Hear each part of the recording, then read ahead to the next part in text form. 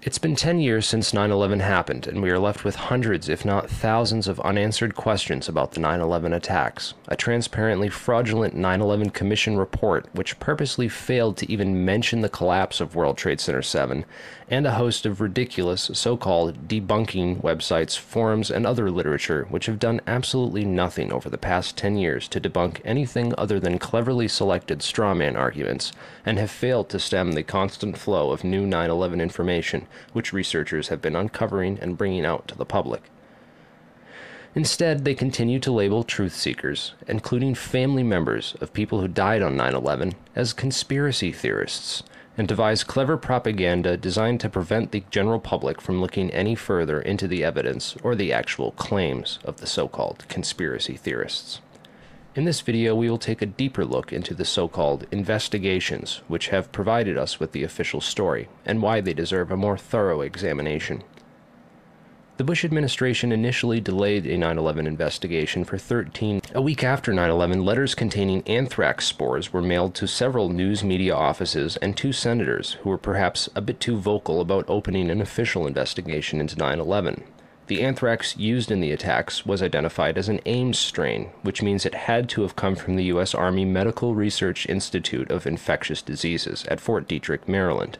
A member of that institute, Jerome Hauer, managed the National Institute of Health response to the anthrax attacks. Coincidentally, Hauer also warned the White House to start taking Cipro, an antibiotic which is effective against anthrax, a week before the attacks. Jerome Hauer also happened to be a managing director at Kroll Associates, which ran security at the World Trade Center up until the weekend before 9/11, when that role was personally handed off by Hauer to FBI agent John O'Neill, who would later die in the attacks, drawing strong suspicion that he was set up due to his knowledge of Al-Qaeda and the 9/11 hijackers, whom he was blocked from investigating while he was working at the FBI. In January 2002, President Bush personally asked Senate Majority Leader Tom Daschle to limit the congressional investigation into the events of September 11th. The Bush administration only formed the 9/11 Commission after being prodded by the victims' families, who lobbied Congress for over a year to open the investigations. When the Bush administration finally did open a 9/11 investigation, it was described by some members as set up to fail. The President has said only a minority of the Commission can see a minority of the documents, and then they have to clear what they're going to say to the rest of the Commission with the White House. If you're one of those 4 that gets to see these documents, would that change your opinion? No. They don't want any more eyeballs to see their documents than they can possibly get away with. It's a scam. It's absolutely disgusting. They even attempted to appoint Henry Kissinger, a known cover-up mastermind, as head commissioner. He resigned after victims' family members asked him sensitive questions about his connections to the bin Laden family and the Carlyle Group. Philip Zelikow wrote the conclusions for the report before the investigation ever began, and even then any areas which did not support the official story were neither mentioned nor investigated by the 9/11 Commission. 6 out of 10 members of that commission have discussed on record how the government lied about the official story, and 70% of the questions posed by the victims' families were never answered or officially investigated. Instead of answers, we've witnessed a barrage of accusations, which have taken anyone who asks questions about 9/11, including over 1,500 professional architects and engineers, as well as family members of people who were murdered that day, and labels them as conspiracy theorists. Instead of detailed investigations which leave no stone unturned, we have instead gotten popular mechanics and a barrage of so-called debunking media and literature, including a 10,000-page overly complicated and redundant scientific report by the National Institute of Standards and Technology based solely on unreleased and never peer-reviewed computer models, as opposed to actual physical data, debris, and evidence. It's important to look at what happened to the evidence from 9/11. The day of 9/11, most of the FBI was in Monterey, California on an agency retreat. This was essential for keeping the more experienced and honest members of the agency as far away from the crime scene as possible, while other agency insiders could be assigned to the investigations before their counterparts returned. Federal authorities such as FEMA and the CIA took immediate control over the crime scene and began whisking away evidence that very same night. Turner Construction, one of the primary contractors at Ground Zero, occupied the 38th floor of the North Tower and was involved in performing the fireproofing upgrades inside the towers. It has been noted that these upgrades were completed in the 3 years before 9/11 on floors that match up almost identically to the floors of impact and failure on 9/11. Once the cleanup was fully coordinated, the operations were consolidated under the control of two primary contractors, AMEC Construction Management and Bovis Lend-Lease. These are the two companies that were originally assigned to the areas of Ground Zero that included the North Tower, AMEC, and the South Tower, Bovis. A truly surprising fact is that at the time of the attacks on 9/11, AMEC had just completed a $258 million refurbishment of Wedge 1 of the Pentagon, which is exactly where American Airlines Flight 77 impacted that building. Arguments over the size of the hole of the Pentagon and whether it was a plane or a missile are, in my opinion, a convenient distraction from the much bigger picture of why that section of the building was targeted and by whom. On September 10, 2001, Secretary of Defense Donald Rumsfeld announced that $2.3 trillion in unadjusted funds were missing from the Pentagon budget. The very next day, the offices whose responsibility it was for tracking that money down were destroyed when American Airlines Flight 77 impacted that very section of the building. The only off-site backup for the Pentagon's black budget financial records was a secure federal office building in the World Trade Center complex. Strangely, it too was destroyed on 9/11. World Trade Center 7 was the largest CIA headquarters outside of Langley, Virginia, and housed offices involved in several large-scale federal investigations into massive stock market and accounting fraud. Not surprisingly, World Trade Center 7 was the first to be cleaned up and the evidence destroyed at Ground Zero.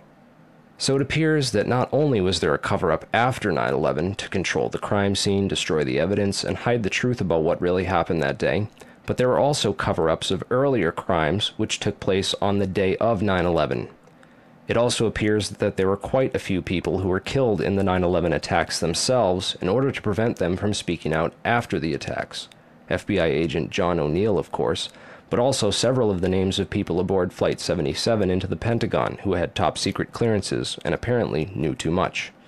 The Twin Towers were also full of a shady host of characters with connections to military-industrial contractors, petroleum interests, the Department of Energy, financial institutions, intelligence agencies, and coincidentally, of course, the Bush crime family.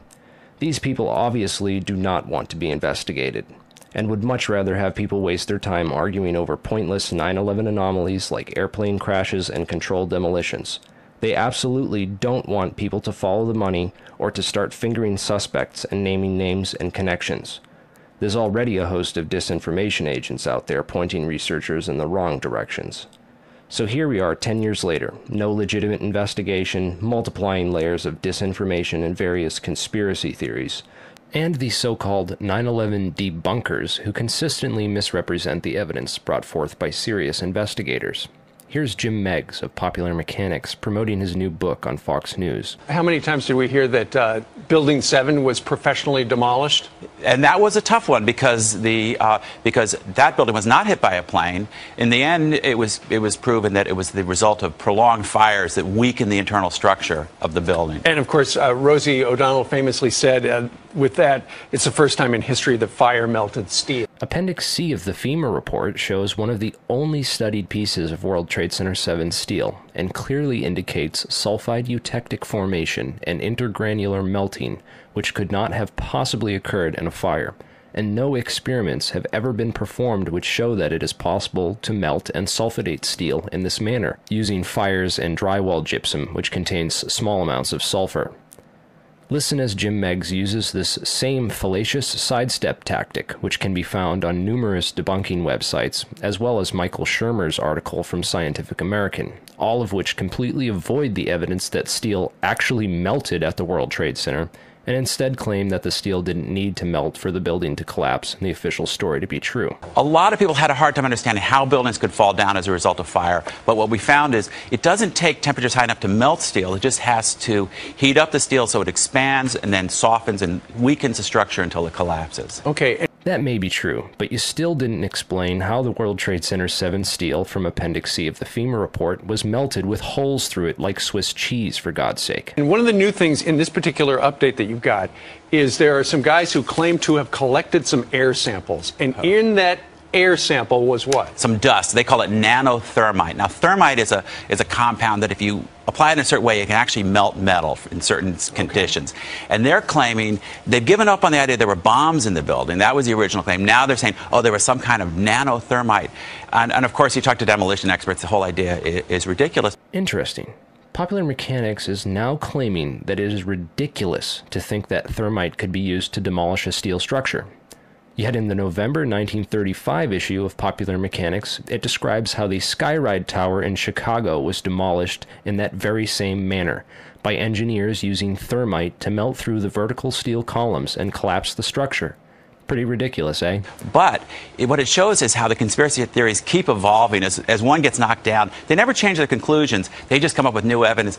That's probably because there's so much evidence, which we will continue to compile and make public until the truth is known and the perpetrators are brought to justice. Now they're literally claiming their best evidence is grains of dust found in the street near ground. As if the size of the evidence has anything to do with how important it is. DNA is even smaller than the nanothermite particles which can be found uniformly throughout samples of World Trade Center dust.